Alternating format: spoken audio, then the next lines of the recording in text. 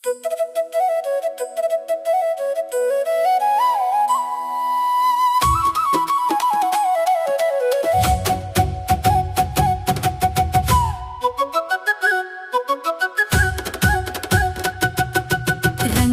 రంగడు నాటకాల రాయుడు రంగస్థలమున ఆడి ఆడించువాడు.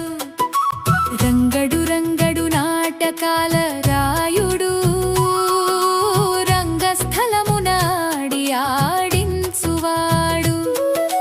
గొప్ప దుష్ట శిక్షణుడు ధర్మ సంస్థాపకుడు ఆత్మలకు ప్రేమ భక్తి ప్రబోధించిన పరమాత్మవాడు.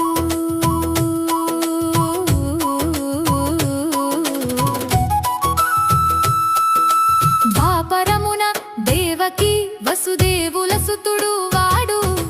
ఖైదీ అయి కంసుని చెరసాలలో అవతరించే. వర్షపు దినమున వసుదేవుని నెత్తిన గోకులం చేరే. యోగమాయను తన స్థానాన చెరసాలకు చేర్పించే. యశోదనందుల ముద్దుల బాలుడు నీలమేఘశ్యాముడు కృష్ణ కృష్ణయని పిలువబడి లీలాకృతుడై నందుని ఇంట నడయాడిన వాడు.